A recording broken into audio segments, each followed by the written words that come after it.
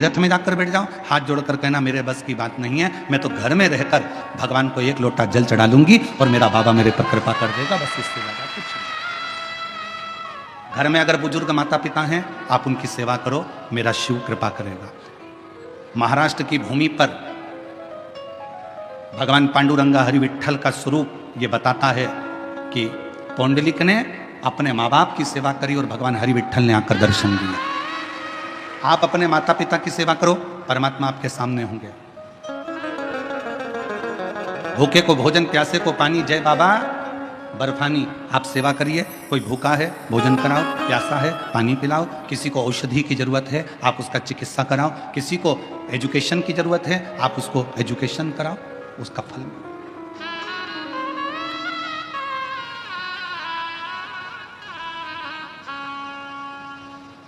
जरूरी नहीं है कि आप किसी व्यक्ति को कोई धन दोगे तो दानी कहलाओगे।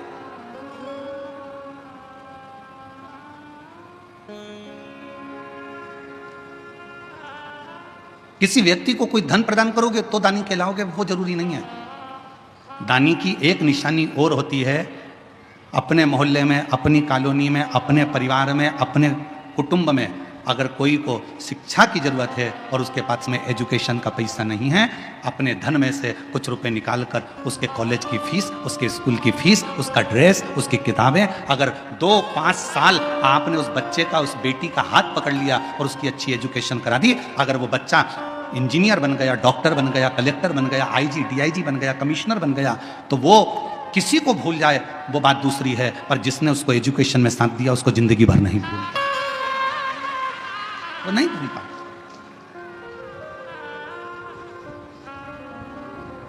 और हम अपनी व्यासपीठ से कई बार कह चुके, हमारे पास में हमारे माता पिता, हमारे पिताजी चने का ठेला लगाते थे, नहीं था धन।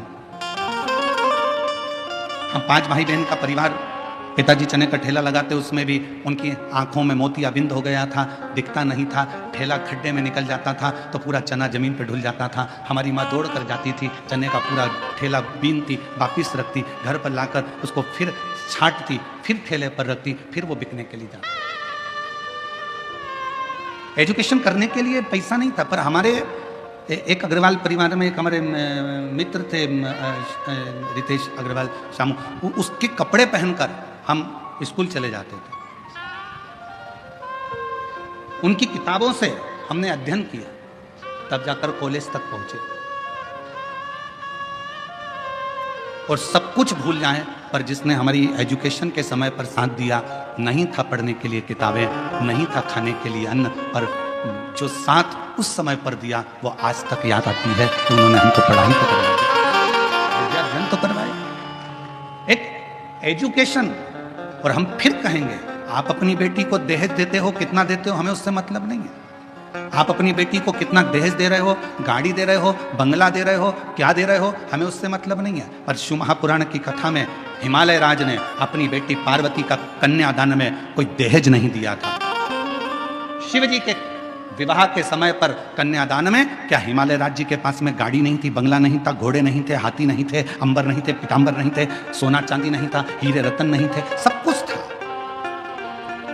हिमालय राज ने अपनी बेटी के कन्यादान में अगर कुछ दिया था तो अपनी बेटी को अच्छी शिक्षा देकर भेजा था, और शिक्षा से बड़ा कोई कन्यादान नहीं हो सकता। एजुकेशन से बड़ा कोई दान नहीं दुनिया में, शिक्षा से बड़ा कोई दान नहीं है। आप अपनी बेटी को भले कुछ दो चाहे मत दो, पर उसकी अच्छी शिक्षा कराइए। बेटी को पढ़ना है, पढ़ाई करवाइए। मम्मी मुझे 12th करना है, मुझे इस सब्जेक्ट से करना है, कर बेटा। मम्मी मुझे कॉलेज करना है, कर बेटा। पर इतना मेरी बेटियों से भी निवेदन है, खूब तुम्हारे माँ बाप तुम्हें अच्छी एजुकेशन कराएंगे, तुम्हारे माता पिता तुम्हें पढ़ाएंगे, बस बेटियों से इतना सा निवेदन है, एजुकेशन करते करते तुम अपनी बुद्धि को मत फेर लेना, अपने कन्यादान का मौका अपने माँ बाप को जरूर देना, इतना याद रखना। एजुकेशन कराएं माता पिता अपनी बेटी को, क्योंकि कन्यादान से बड़ा दान है विद्या का दान, शिक्षा का दान।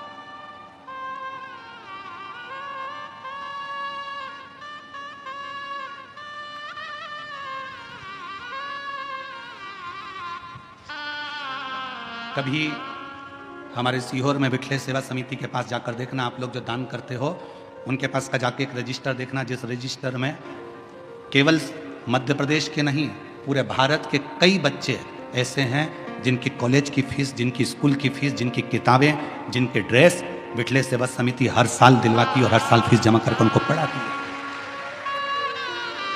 शिक्षा अध्ययन कराती है।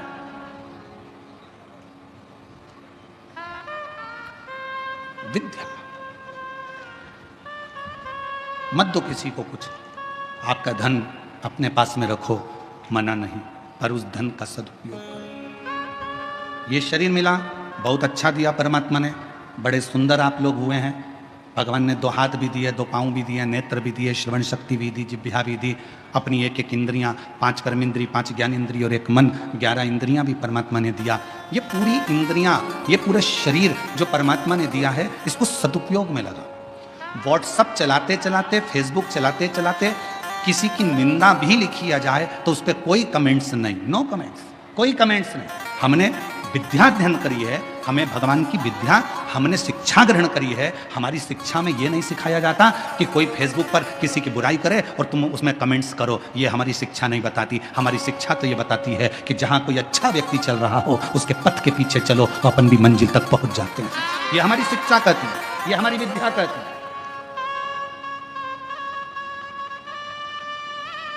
ईर्ष्या कहां नहीं होती।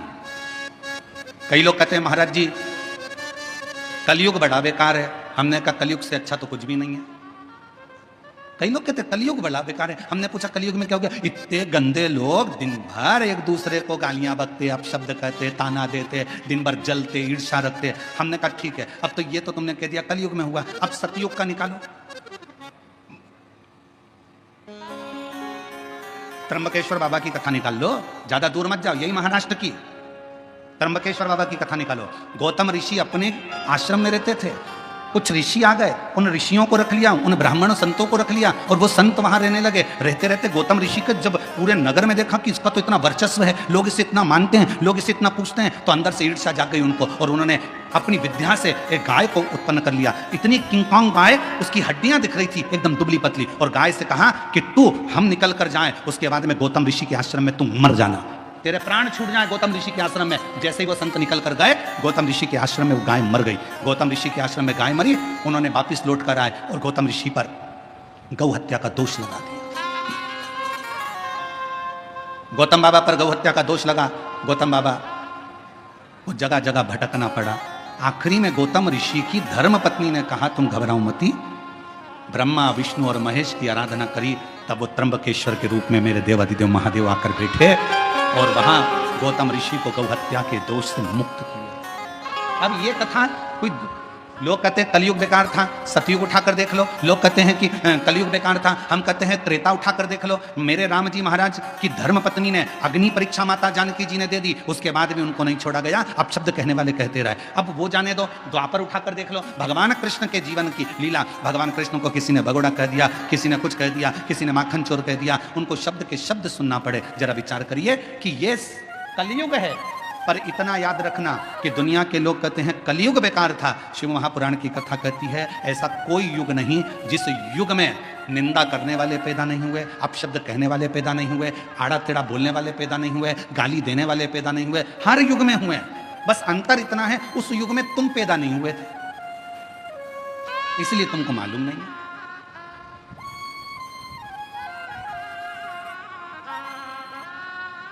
और बची कुची हो तो एक कथा और स्मरण कर लो। भगवान शंकर की नृत्य करती हुई नटराज की मूर्ति किस किस ने देखी है? फोटो या मूर्ति कभी मोबाइल पे या कहीं देखा है? हाथ तो उठाओ जरा, सबने देखा है, रख लो। शिव जी की नटराज की मूर्ति अगर आपने देखी होगी तो भगवान नटराज नृत्य कर रहे हैं और नृत्य करते समय उनके पांव के नीचे एक पुरुष दबा हुआ है। देखा है? जम के तो बोलो, सबने देखा है? आवाज नहीं आई, जम के बोलो जरा। देखा है ना? एक पुरुष जमीन पर लेटा है और भगवान शंकर उस पर नृत्य कर रहे हैं। और लोग क्या कहेंगे कि भगवान देवादिदेव महादेव, भगवान शंकर, भगवान शिव, ओगड़दानी शंभु एक पुरुष के ऊपर नृत्य कर रहे हैं। कौन था ये? शिव महापुराण की कथा ने कहा कुछ ऋषियों में भगवान विष्णु और भगवान शिव में कौन बड़ा है उसके लिए विवाद छिड़ गया। और विवाद छिड़ा तो इतना छिड़ा कि वो आपस में लड़ पड़े, खूब लड़े।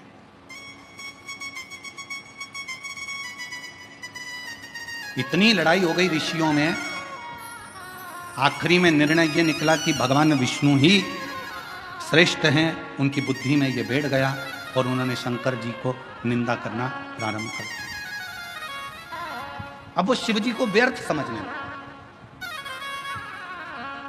अब जब भगवान शंकर को व्यर्थ समझने लगे तो ऋषियों के मन में आया कि कुछ भी हो, अगर ये शंकर भगवान को व्यर्थ समझ रहे हैं, उनकी निंदा कर रहे हैं, उनके लिए अपशब्द बोल रहे हैं, तो ऋषियों ने एक पुरुष को प्रकट करा। उस पुरुष का नाम था अपस्मार। जो शिवजी के नटराज की मूर्ति के नीचे जो पुरुष सोया रहता है उसका नाम है अपस्मार। क्या नाम है? जम के बोलो, अपस्मार। फिर से बोलो, अपस्मार। एक पुरुष उत्पन्न किया और पुरुष उत्पन्न कर कर उस पुरुष को आज्ञा दी, जाओ जाकर देवादिदेव महादेव को समाप्त कर दो। अब उन ऋषियों को समझाए कौन? जिसके अधीन स्वयं काल हो, जो स्वयं कालों का भी काल महाकाल हो, उसे कौन समाप्त करेगा? कौन मारेगा? कहा, ए अपस्मार पुरुष, तुम्हें जाकर भगवान देवादिदेव महादेव का संहार करना है, उनको समाप्त करना है। अपस्मार पुरुष ऋषियों की वाणी को सुनकर, क्योंकि ऋषियों ने उसको प्रकट करा था, उनकी वाणी सुनकर चल दिया देवादिदेव महादेव को मारने के लिए। जो धाम पर पहुंचा तो शंकर और पार्वती मैया बैठे हुए थे। अपस्मार मुनि उस पुरुष ने, अपस्मार पुरुष ने जैसे ही शिव और पार्वती जी का दर्शन किया, दर्शन करते से ही उसकी आंख में से आंसू बहने लगे, नेत्रों से नीर बहे।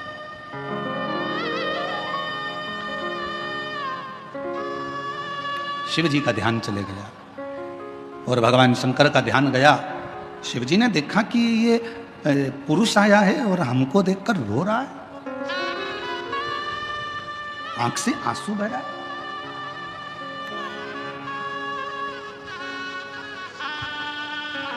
शिव जी ने ध्यान लगाकर देखा कि ये है कौन। शंकर भगवान ने जो ध्यान लगाया तो पार्वती से कहा, पार्वती, भगवान विष्णु और मुझ में भेद करा ऋषियों ने और भगवान नारायण को श्रेष्ठ मानकर मेरे लिए अपशब्द कहकर मुझे मारने के लिए इस अपस्मार पुरुष को भेजा गया। इस पुरुष को मेरे पास भेजा गया, मार दे। पार्वती जी कहती हैं, पर ये रो क्यों रहा? शिव जी ने कहा, पार्वती, तेरा और मेरा दर्शन किया तो इसके मन में श्रद्धा उत्पन्न हो, रो रहा कि मुझे मारने के लिए भेजा है। अब मैं मारूं तो कैसे? मैं मारूं तो कैसे मारूं? विचार किया। फिर शिवजी ने ध्यान लगाया कि शरण में आया है, मुझे देखकर अंदर श्रद्धा उत्पन्न हुई है, भले इसको मेरे को मारने के लिए भेजा, पर मेरा फर्ज है इसका कल्याण करना। शिवजी ने नृत्य करना प्रारंभ कर दिया और शंकर भगवान ने जो नाचना प्रारंभ करा, वो अपस्मार पुरुष ने देखा कि मैं क्या करूं। अगर जब हम भगवान का दर्शन कर लेते हैं, स्मरण कर लेते हैं, तो हमारी चित्त वृत्ति में बैठ जाता है कि मैं भगवान के चरण पकड़ लूं। नृत्य करते समय जैसे ही भगवान ने अपना एक पांव ऊपर करा, उसी समय पर अपस्मार पुरुष ने शिवजी का चरण पकड़ना चाहा, शिवजी का चरण छुआ, जमीन पर सो गया। भगवान शंकर उसी पर नृत्य करते रहे और उसके अंत में प्राण छूट गए। क्यों? क्योंकि शिव पुराण की कथा कहती है उस अपस्मार पुरुष ने भगवान के चरणों को पाना था और शिव के चरणों में ही प्राण त्यागना थे। ये विचार कर, ये विचार। और हम तो बाबा के भरोसे चलते हैं, हम तो बाबा के भरोसे चलते हैं। ये दुनिया वाले जलते हैं, ये दुनिया वाले चलते हैं हम तो बाबा के भरोसे चलते हैं, डमरू वाले वाले के भरोसे चलते हैं, ओ घड़दानी के के भरोसे चलते हैं, काशी वाले वाले के भरोसे चलते हैं। उस अपस्मार पुरुष जमीन पर सो गया और भगवान शिव के चरण के प्रहार से आखिरी में उसके प्राण छूटे। असुर था, शिव को मारने के लिए आया था।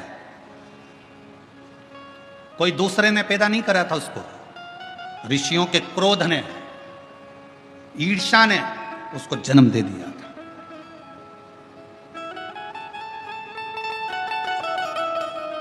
और ये क्रोध, ये ईर्ष्या, ये तर्क वितर्क, ये सब हमारी शिव पुराण की कथा कहती है, इससे थोड़ा दूर हटते चले जाओ। दूर। कितना संत तुकाराम जी को तो कितना कितना सुनना पड़ा था, संत नामदेव जी को कितना सुनना पड़ा था, मीराबाई को कितना सुनना पड़ा था, कर्माबाई को कितना सुनना पड़ा था, मुक्ताई को कितना सुनना पड़ा था, संत ज्ञानेश्वर बाबा को कितना सुनना पड़ा था। ये कहेंगे तर्क देने वाले कुछ भी तर्क देंगे, और किसी से कोई बहस नहीं करना चाहिए। हम शिव पुराण तो यहां तक कहती है, अगर कोई तुमसे कहे, अगर मान लो कोई तुमसे कहे कि हाथी हवा में उड़ता है, तो तुम कह दो हाँ बिल्कुल सही बात है। बहस मत करो कि हाथी हवा में उड़ ही नहीं सकता। घोर कलयुग चल रहा है, कलयुग में अगर कोई तुमसे कहे कि हाथी हवा में उड़ता है, तो तुम कहो बिल्कुल सही बोल रहे हो। कल हमारे घर के बाहर तार पे टंगा था, हमने खुद देखा। आज के जमाने में बहस नहीं करी जाती है, बहस को समाप्त करा जाता है। कोई तुमसे कहे हाथी उड़ता है, बिल्कुल सही है। कल हमारे घर के बाहर तार पे से निकल कर जा रहा था, ये सब कूद रहा था, हमने खुद अपनी आंखों से देखा। अगर तुम कह दो नहीं साहब हाथी तो हवा में उड़ता ही नहीं है, नहीं साहब हवा में उड़ ही नहीं सकता है, तो उसको बहस करना पड़ेगी, समझाना पड़ेगा। आज के व्यक्ति को समझाना सबसे कठिन काम। ज्ञानी को समझाया जा सकता है, अज्ञानी को समझाया जा सकता है, पर जिसके अंदर अभिमान भरा होता है उसको समझाना दुनिया का सबसे कठिन काम। ज्ञानी को समझाना सरल है, अज्ञानी को समझाना सरल है, पर अभिमानी को समझाना कठिन है। इसलिए कोई तुमसे कहे हवा में हाथी उड़ता है, तो क्या कहोगे? उड़ता है।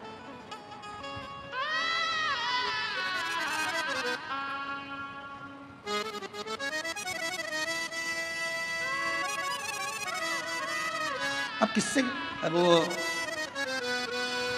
हमारे वो आशीष की लड़की है अविका, तो वो एक बार हम उसके पास में बैठे तो ऐसे वो गेम खेल रहे थे, हवाई जहाज उड़, कागज उड़, कपड़ा उड़, वो भी उड़ा रही थी। अब उड़ाते उड़ाते